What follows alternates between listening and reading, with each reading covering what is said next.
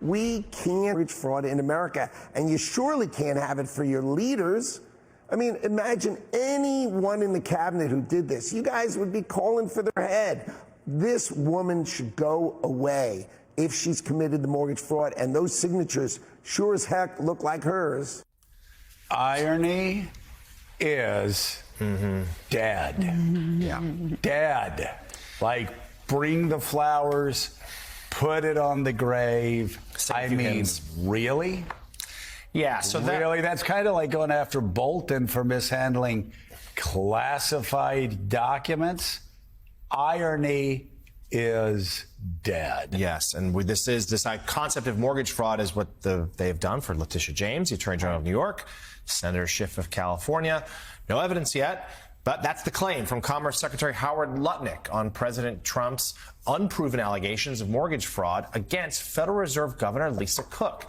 Trump cited those allegations in a letter he shared on social media last night, saying that Cook's position on the Reserve's Board of Governors would be terminated effective immediately.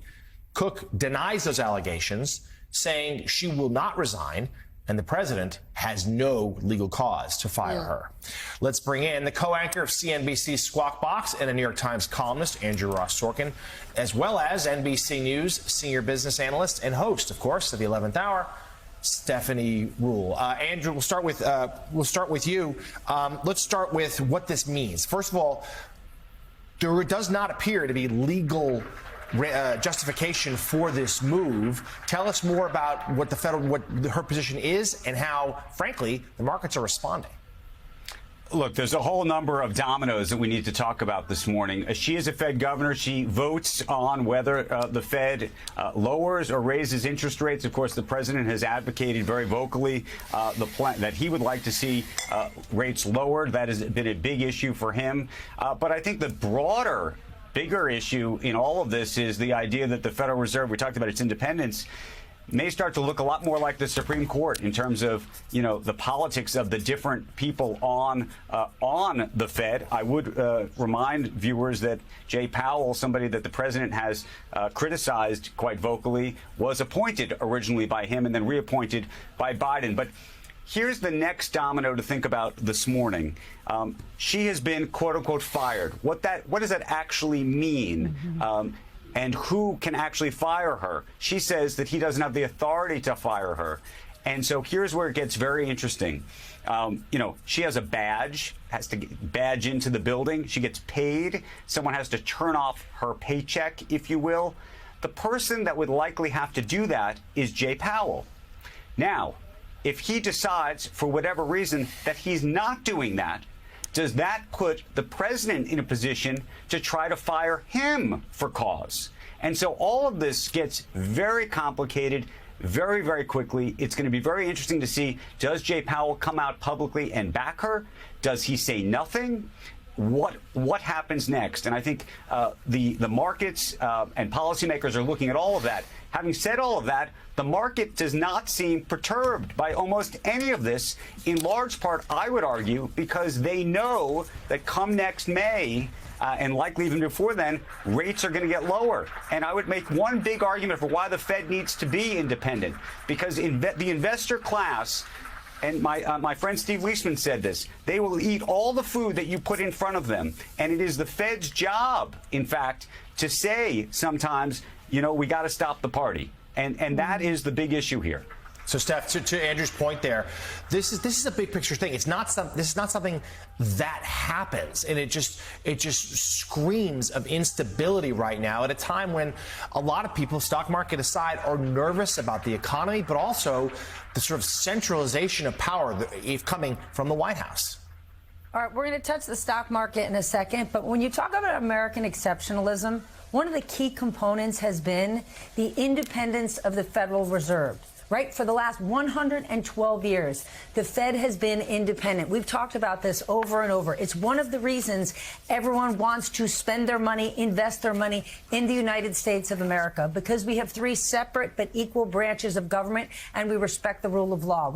I will not resign. That's the federal response, or official response, from the Federal Reserve Governor Lisa Cook after President Trump announced yesterday that he would be firing her effective immediately in a post on Truth Social. The president has accused Cook of mortgage fraud, but she has not been charged with any crime, let alone convicted. And the Federal Reserve is an independent entity, which brings up the question, can President Trump do this? Here with us now, NBC News business and data correspondent Brian Cheung and former chair of the Council of Economic Advisors, Jared Bernstein. Okay, Brian, walk us through the allegations and how is Cook responding? Yeah, Anna, let's rewind to last night when the president posted online this letter that he had sent to Lisa Cook, firing her. Again, in his signature, you're fired kind of a stance. But what the actual letter said is, quote, you are hereby removed from your position on the Board of Governors of the Federal Reserve effective immediately. The Federal Reserve Act provides that you may be removed at my discretion for cause. I have determined that there is sufficient cause to remove you from your position. We heard a few hours later from a lawyer representing Lisa Cook, an independent lawyer. So this is not the Federal Reserve's counsel. This is kind of an important point here, but she's taking issue with the for cause bit. So this is her statement, quote, President Trump purported to fire me for cause when no cause exists under law and he has no authority to do so. I will not resign. And again, what we're talking about here are these allegations of mortgage fraud where the head of the Federal Housing Finance Authority referred to the Department of Justice a criminal complaint against her, alleging that she filed for these mortgages and saying primary residence on multiple applications to try to get better financing. But again, the DOJ has not actually filed any charges against her. So for that reason, she's pushing back and saying, you can't just say that I did something allegedly and then fire me, quote, for cause. There needs to be more due process before I can defend myself even in that situation. So I think the question here is, will a court provide an injunction if she provides this, if she does this challenge? There are a lot of questions going forward, but as far as markets are not really doing that much today, although you would imagine not a lot of traders are trying to put on their lawyer caps to try to figure out how all of this plays out. Okay, Brian Cheung, thank you for laying it out for us. Jared, under the Federal Reserve Act, a Fed governor can only be removed for cause or some kind of wrongdoing. Here's the president's housing director pushing for a DOJ investigation into Cook. This was on CNBC last week. Watch. We will look at any allegation of mortgage fraud, and we do not care whether you're a Republican, a Democrat. We do not care whether you're wealthy. We don't care whether you're a prosecutor. We don't care whether you're a Fed governor. If you commit mortgage fraud and you present an existential threat to the federal home loan banks, Fannie or Freddie, we are going to prosecute it, period. Jared, in this specific case, can President Trump remove Lisa Cook from her position? Well, first of all, thank you for giving me a chance to talk about this. This is an egregious move by the president.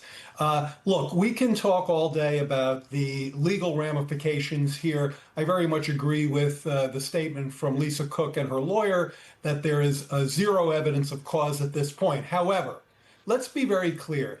This is not about mortgage fraud. This is a Banana Republic style play, a power grab for President Trump to take control of the independent Federal Reserve, to force them to move interest rates in the direction he wants, which is aggressively downward, and its impact on America's standing in the world and on the living standards of households that will face higher interest rates is, at the bottom line, one of the most important things that's going on here. So I'm perfectly understand the need to look into the legal nuances here, but this is clearly a manipulative power grab by the president. Mortgage fraud is simply a pretext. The Trump administration in this letter alleges that Cook claimed two properties, one in Ann Arbor, Michigan, and a condo in Atlanta as her primary home addresses. And this was within weeks, a couple of weeks of purchasing each of these properties. Holt says this is falsified bank documents and property records. Now, we haven't seen these documents. If true, though, is that sufficient enough to prove wrongdoing?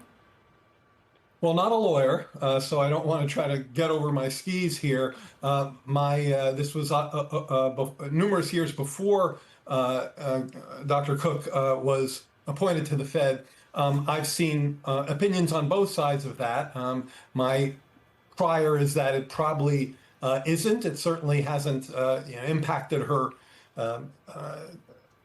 prosecution of monetary policy. So again, the broader point here, though, is that you see the Trump administration weaponizing the mortgage database that Polte oversees. You see them going after anyone they can who pops up on that, excuse me, who pops up on that database, and not going after people like Ken Paxton, who apparently has 3 primary residents because he's a Republican. So this is very politically motivated. And just as you were speaking, we got note that her lawyer, Lisa Cook's lawyer, plans to sue over this and how they'll fight this legally. So clearly not planning to resign, and she's not going away anytime soon. This is going to be a legal battle moving forward. Where do you think this is headed, and the impact of this? Again, her firing predicated on unproven allegations of mortgage fraud. She hasn't been charged. She hasn't been convicted of anything. What kind of effect could this move have on other federal board members that are part of the Federal Reserve? What could it mean for, what is supposed to be an independent institution? Well, first of all, it's really important that they're fighting back, Lisa Cook and her lawyer, as hard as they seem to be doing, and a countersuit seems totally appropriate to me. And I think the answer to your question very much lies with the outcome of these cases. I've seen articles this morning suggesting that that Cook has the stronger legal case on this than the opposition. But what you're witnessing is a potential stand-up to Trump, because a lot of people aren't going to like this move, and there's going to be legal challenges and all sorts of things that potentially block this, because he can't just remove this person willy-nilly. There are some jobs in government, there are some that the president has total, unambiguous, no matter what, for any friggin' reason, can fire someone. For example, the Secretary of Defense. To pick that person, Senate needs to make, for cabinet picks, they can be rejected by the Senate. But once a person's in the job, they can be fired for any reason. The president could say, I didn't like the tie they wore. They called me... They called me Mr. Trump instead of Mr. President one time, and I didn't like that. Fired. Voters can judge whether they care about that or not, but that's their right. Then there are other jobs like this one where the president does not have that power. They do not. They do not have that power to fire them for these reasons, and so their move may be blocked, may be illegal, may be unconstitutional, and Donald isn't ready for that reality. I don't think he understands that reality. That he just opened up a big can of worms. And so Donald, people are furious. And of course, a lot of people in Trump's orbit do have worries about this. Ultimately, the capitalist class lines up behind Trump because capitalism will choose fascism over, let's say, the social democracy of Bernie Sanders. But let's also be very clear that they don't like these things, like firing the labor statistics person and all that, because it makes the operation of capitalism less smooth. They still back Trump because he's ultimately a very pro-capitalist president, but they don't like that he's making some of these moves, and it's causing discomfort. And it's only going to get louder.